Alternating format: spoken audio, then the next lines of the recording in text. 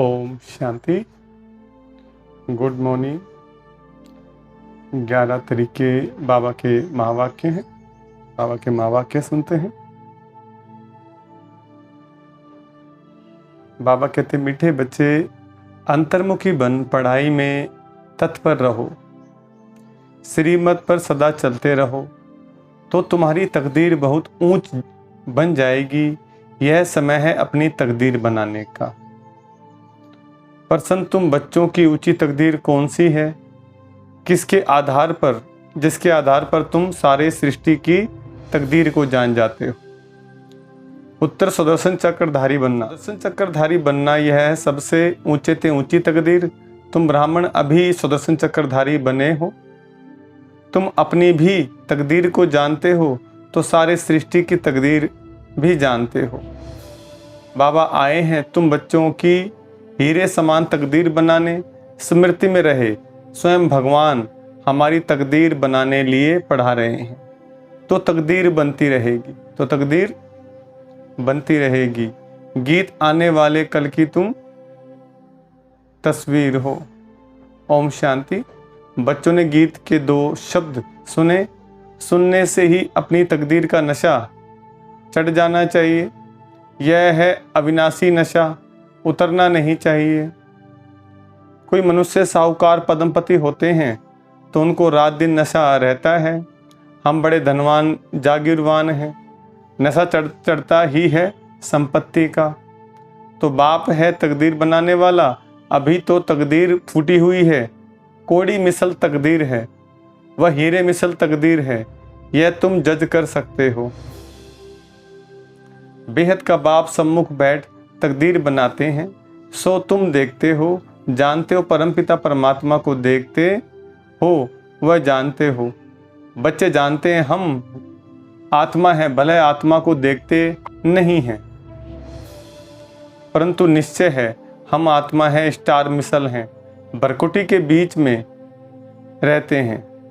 इस समय तुम बच्चों को आत्म अभिमानी बनना है। इस देह में रहने वाले को आत्मा देही कहा जाता है। आत्मा को अभिमान है कि हमको परमपिता परमात्मा आकर मिला है। बच्चे बाप के पास जन्म लेते हैं तो वारिस होते हैं, फिर कोई तो पाई पैसे की तकदीर पा लेते हैं, कोई तो कुछ भी नहीं पाते, सिर्फ जन्म ही पाते हैं। कोई हैं इनके 5-6 बच्चे होते हैं, तलब नौकरी कम मिलती है तो समझते हैं हमारी तकदीर में यह था। औरों को देखते हैं, उन्हों की तकदीर में कितने महल माड़ियाँ ताज व तख्त हैं। मनुष्यों की तकदीर की वैरायटी है ना। तो अब तुम अपनी तकदीर को जानते हो कि किस तकदीर के लिए हम पुरुषार्थ कर रहे हैं। धन के लिए, सुख के लिए मनुष्य पुरुषार्थ तो करते ही हैं। धनवान मनुष्य बीमार पड़ते हैं तो अच्छे डॉक्टरों की दवाई करते हैं, समझते हैं धन से अच्छी दवाई होगी। तो धन की बात है ना। तुम बड़ी जबरदस्त तकदीर बनाते हो श्रीमत से। बच्चे जानते हैं बाबा ऊंचते ऊंच तकदीर बनाते हैं, क्योंकि खुद ऊंचते ऊंच हैं। अब तुम उनके सम्मुख बैठे हो ना, माँ बाप के घर में बैठे हैं। कोई राजा रानी है तो समझते हैं हमने ऐसे कर्म किए हैं जो राजाई की तकदीर मिली है। अब तुम जानते हो हम जो यह लक्ष्मी नारायण का चित्र देखते हैं, उन्होंने भी जरूर अगले जन्म में तकदीर बनाई है। तुमको यह बुद्धि मिली है, मनुष्यों की बुद्धि में यह नहीं आता। इतने धनवान मनुष्य हैं, उन्हों को यह तकदीर कैसे मिली? कहेंगे 5 जन्म में ऐसे कर्म किए। जो इतना धनवान बने हैं, कर्मों का फल है ना। गाते भी हैं कर्मों की गति न्यारी है। मनुष्य पास्ट के कर्मों अनुसार ही भोगते हैं। अभी तुम बड़े ते बड़े लक्ष्मी नारायण के तकदीर की भेंट करते हो। यह जो सतयुग के मालिक बने, उन्हों की ऐसी कर्म गति किसने बनाई जो विश्व के मालिक बने? तुम सारे चक्कर को जान चुके हो। बाबा ने कहा तुम सारे सृष्टि चक्कर को जान चुके हो। तुम ब्राह्मण अभी सुदर्शन चक्रधारी बने, हुए हो। दूषित ब्राह्मण तो सुदर्शन चक्रधारी नहीं होंगे, वे भी ब्राह्मण, तुम भी ब्राह्मण हो, परंतु तुम जानते हो कि हम हैं सच्चे ब्राह्मण, ब्रह्मा की मुख वंशावली। जरूर ब्रह्मा भी किसका बच्चा होगा? वह है शिव बाबा का बच्चा। शिव बाबा तो रचयिता है, उसका कोई बाप नहीं। तो अब तुम्हारी तकदीर परमपिता परमात्मा बनाते हैं। बाप से ही तकदीर बनती है, काका चाचा मामा आदि से नहीं बनती है। हाँ, कोई की बन सकती है अगर वह एडॉप्ट करे, गोद ले ले। तो तुम बच्चों को भी एडॉप्ट किया है। ड्रामा अनुसार कब पहले मुवाफिक, उनसे ऊंचा कोई है नहीं। प्रजापिता ब्रह्मा को इतने बच्चे हैं, ढेर के ढेर, उनको नाम से क्या वर्षा मिलता होगा? तुम समझते हो कि शिव बाबा है सभी आत्माओं का बाप और ब्रह्मा है सभी जीव आत्माओं का बाप। तुम इसमें भाई बहन हो जाते हो। बाप तो तुम बच्चों कहते हैं, देखा तुम्हारी तकदीर कितनी ऊंची है, हम तुमको पढ़ाकर कितना तकदीरवान बनाता हूं। बरोबर सतयुग आदि में श्री लक्ष्मी नारायण व इन स्वर्गवासियों की राजधानी थी। कितनी उन्हों की ऊंच तकदीर बनाई है। यह तुम बच्चों की बुद्धि में राज है कि शिव बाबा ने ही उन्हों की ऊंच तकदीर बनाई थी। वह तकदीर भोग 84 जन्म पूरे किए, अब फिर वह वही तकदीर बना रहे हैं। यह तुम्हारी बुद्धि में ज्ञान है। ज्ञान सागर शिव बाबा के सिवाय कोई भी समझा ना सके। ऐसा बाप कितना लवली है। बाप भी कहते हैं तुम भी लवली बच्चे हो। तुमको मैं फरमान करता हूं कि निरंतर मुझे याद करने का अभ्यास करो, तो तुम्हारे विक्रम विनाश हो जाएंगे। तुम जानते हो कि शिव बाबा अभी इस ब्रह्मा तन में सम्मुख हैं। बाप ने समझाया है, मैं तो सदैव निराकार हूं, मेरा नाम शिव ही है। मैं साकार में आकर पुनर्जन्म नहीं लेता हूं, अभी मैं आया हुआ हूं। तुम जानते हो कौन बात कर रहा है। तुम्हारी बुद्धि ऊपर में चली जाती है। वह निराकार परमपिता परमात्मा ज्ञान का सागर है, वही तकदीर बनाने वाला है। हेवनली गॉड फादर हेवन की स्थापना करेगा ना। तुम जानते हो बाप कैसे ब्रह्मा तन में सम्मुख बात कर रहे हैं। कहते हैं लाडले बच्चे, अब ड्रामा पूरा हुआ। आत्मा सुनती है, आत्मा ही जानती है कि यह यथार्थ बात है। बाप कहते हैं कितना हो सके, जितना हो सके मुझे याद करो, और सारे सृष्टि की नॉलेज तुमको ही दी है। कोई को अच्छी रीति धारणा होती है, कोई भूल जाते हैं। अभी तुम बैठे हो, तुमको यह ज्ञान अमृत दे रहे हैं अथवा नॉलेज पढ़ा रहे हैं। सम्मुख शिव बाबा बैठा है, वह जन्म मरण में नहीं आता है। तुम्हारा तो जन्म बाई जन्म नाम रूप देश काल बदलता जाता है, फीचर सदैव न्यारे मिलते हैं। यह कितनी गुह्य सूक्ष्म बातें हैं। तुम्हारी आत्मा घड़ी घड़ी एक शरीर छोड़ दूसरा लेती है। इस समय जो तुम्हारा रूप है, दूसरे जन्म में यह नहीं रहेगा। एक न मिले दूसरे से। आत्मा एक शरीर छोड़ दूसरा लेती है तो उनकी एक्टिविटी, ख्यालात आदि सब बदल जाते हैं। आत्मा को कितना भिन्न भिन्न पार्ट बजाना पड़ता है। भिन्न नाम रूप देश काल एक्टिविटी से पार्ट बजाती है।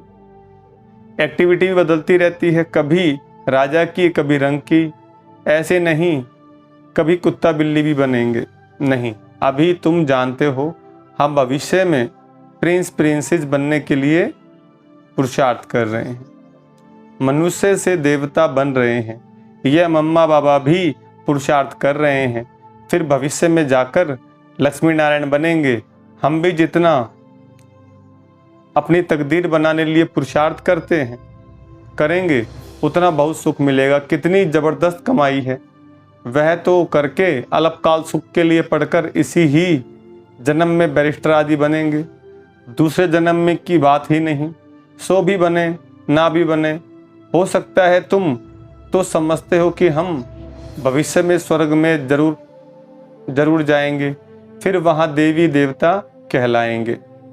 यह कभी भूलना नहीं है कि बाप से हम स्वर्ग के ताउसी तख्त का वर्षा लेकर ही रहेंगे। ताऊसी तख्त का वर्षा लेकर ही छोड़ेंगे, ऊंचते ऊंच बनकर ही दिखलाएंगे। गॉडफादर पढ़ाते हैं, वह भी तो बुद्धि में आता है। हम अच्छी रीति पढ़कर 21 जन्म के लिए अपनी प्रारब्ध बनाते हैं। इस समय जितना पुरुषार्थ करेंगे उतना ऊंच पद, उतना उच्च तकदीर बनाएंगे। ऊंचा पद ऊंची तकदीर बनेगी, वह तकदीर कलब कलब कायम रहेगी।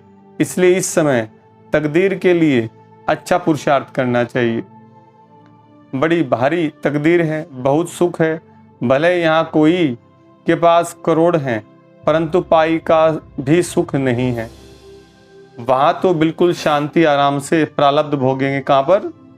सतयुग के अंदर में। यहाँ तो कितनी आफतें आती रहती हैं, थोड़ा टाइम में बहुत दिवाला निकालेंगे। क्या कह रहे हैं बाबा? थोड़े टाइम बाद बहुत दिवाला निकलेगा, परंतु इंश्योरेंस कंपनी भी क्या कर सकेगी? हिरोशिमा का क्या हाल हुआ, कितने आदमी मरे, इंश्योर कंपनी ने भी दिवाला मारा। यहाँ भी ऐसे ही होगा, सब खत्म हो जाएंगे। इंश्योरेंस वाले किसको पैसा देंगे? कौन एक दो का दीवा जलाएंगे? मनुष्य ने अंधविश्वास कितना है, मनुष्य में अंधविश्वास कितना है। बड़े आदमी का शो करते हैं, ऋषि मुनियों को उनसे भी बड़ा समझते हैं। भले रिलीजन को नहीं मानते, परंतु सन्यासियों को नमन जरूर करते होंगे। साधुओं के आगे जाकर दंडवत प्रणाम करेंगे। साधु उनके आगे नहीं करेंगे, क्योंकि समझते हैं मैं ऊंच पवित्र हूं। यह बाप तो कहते हैं, मेरे लाडले बच्चों, हम बच्चों को नमस्ते करते हैं। तुम तो हमारे सिर के मोर हो, तुम विश्व के मालिक बनेंगे, ब्रह्मांड के भी तुम मालिक हो। तुम डबल मालिक हो, मैं सिंगल सिर्फ ब्रह्मांड का मालिक हूं। ऐसी बातें सिवाय बाप के कोई समझा ना सके। तो ऐसे बाप को कितना याद करना चाहिए, जिससे ऐसा वर्षा मिलता है। बाप कहते देखो कितने बच्चे यहाँ से होकर जाते हैं, फिर 6 मास में भी बाप को मुश्किल पत्र लिखते हैं। अरे प्राण देने वाले, प्राणों से प्यारे बाप को पत्र नहीं लिखते। स्त्री पुरुष एक दो को चिट्ठी लिखते हैं तो कहते हैं प्राणेश्वर फलाना, वास्तव में वह कोई प्राण का ईश्वर नहीं है। प्राणेश्वर तो एक ही बाप है, सभी प्राणों का ईश्वर बाप है। वह कहते हैं प्राणेश्वर बच्चे, अर्थात प्राण बचाने वाले ईश्वर के बच्चे भी कहते हैं प्राणेश्वर बाबा, हमारे प्राण बचाने वाला बाबा। यहाँ से ही यह नाम निकला हुआ है। भारत में ही ऐसे प्राणेश्वरी लिखते हैं, परंतु है नहीं। प्राणों का दान तो बाप ही देते हैं। बाप कहते हैं तुम मेरे बनते हो तो फिर तुमको कोई दुख दे नहीं सकेंगे। आत्मा को ही दुख मिलता है, आत्मा फील करती है। बाप कितना प्यार से समझाते हैं, याद भी उनको करते हैं। महिमा करती है मम्मा को भी कितना याद करते। जो बहुतों की अच्छी सर्विस करते हैं उनको कितना ऊंचा मर्तबा मिलता है। फिर उनके बाद सेकंड नंबर में जो सर्विस में बाबा को फॉलो करते हैं, तुम्हें बहुत रहम दिल बनना है। जैसे बाबा ने हमको बनाया है, हम फिर औरों को बनावें। कितनी बड़ी प्रॉपर्टी की प्राप्ति है। स्वर्ग की राजधानी, वहाँ हम अब इतने साहूकार रहते हैं जो सोने हीरों के महल बनाएंगे। एक माया मचंदर का खेल भी दिखाते हैं। उसने देखा सोने की ईंटें पड़ी हैं, थोड़ी ले जाएं। तुम साक्षात्कार में स्वर्ग में हीरे जवाहरों के महल देखते हो, सोने की खानियां देखते हो तो समझते हो, थोड़ा ले जाएं। सूक्ष्म वतन में सोना नहीं मिलता, सोना बैकुंठ में रहता है। तुम जानते हो, वहाँ खानियों से हम विमानों में जाकर सोना भरकर ले आएंगे। सोने की बड़ी बड़ी ईंट भी होती है। अभी भी बड़ों के पास सोना तो पड़ा है ना। भारत को सोना चांदी तो जरूर रखना है। सबके पास बड़ी बड़ी गुफाएं बनी हुई हैं, जहाँ कोई लूट फूट ना सके। आग जला न सके तो वह सब भविष्य में तुम्हारे हाथ आ जाएगा। जिन एरोप्लेन आदि द्वारा अभी बाम आदि गिराते हैं विनाश के लिए, वही चीजें फिर सुख के लिए निमित्त बन जाएंगी। सतयुग में यह सब थी, फिर प्रायलोप हो गई, अब फिर नहीं बन रही है। जो भी इमारतें हैं, बाबा कहते पहले पुरानी थी, फिर धीरे धीरे दोबारा बाबा नहीं बना रहे उनको। नई थी तो पुरानी हो गई। बाबा कहते हैं अब फिर बनी है। तुम जानते हो कैसे खानियों से जाकर ले आते हैं। खानियाँ सब नई हो जाती हैं, अभी तो पुरानी हैं। तो ऐसी तकदीर बनाने वाले बाप से पूरी तकदीर लेनी चाहिए। इसमें गफलत नहीं करनी चाहिए। बाप और वर्षे को याद करो। बाप कहते हैं एक में मोह लगाओ, स्वर्ग को याद करो। अच्छा, मीठे मीठे सिकलदे बच्चों प्रति माता पिता बाप दादा का याद प्यार गुड मॉर्निंग। रूहानी बाप की रूहानी बच्चों को नमस्ते। हम रूहानी बच्चों की रूहानी बाप दादा को नमस्ते नमस्ते नमस्ते। देखो, धारणा के लिए मुख्य सार है। पहला पॉइंट, अपनी ऊंच तकदीर बनाने में गफलत नहीं करनी है। श्रीमत पर अच्छी रीति चल, पढ़ाई के आधार से ऊंची तकदीर बनानी है। दूसरा, प्राणेश्वर बाप की याद में रहे, सबको प्राण देना है, प्राणदान देना है, सबके प्राण बचाने हैं, किसी को भी दुखी नहीं करना है। वरदान, मालिकपन की स्थिति में रहे, प्रकृति द्वारा सहयोग की माला पहनने वाले प्रकृति जीत भव। मालिकपन की स्थिति में रहे, प्रकृति द्वारा सहयोग की माला पहनने वाले प्रकृति जीत भव। वरदान का विस्तार, प्रकृति आप मालिकों का अब से आह्वान कर रही है। चारों ओर प्रकृति के तत्व हलचल करेंगे, लेकिन जहां आप प्रकृति के मालिक होंगे वहां प्रकृति दासी बन सेवा करेगी। सिर्फ आप प्रकृति जीत बन जाओ तो प्रकृति सहयोग की माला पहनाएगी। जहां आप प्रकृति जीत ब्राह्मणों का पांव होगा, स्थान होगा, वहां कोई भी नुकसान नहीं हो सकता। क्या कह दिया बाबा ने बच्चों के लिए?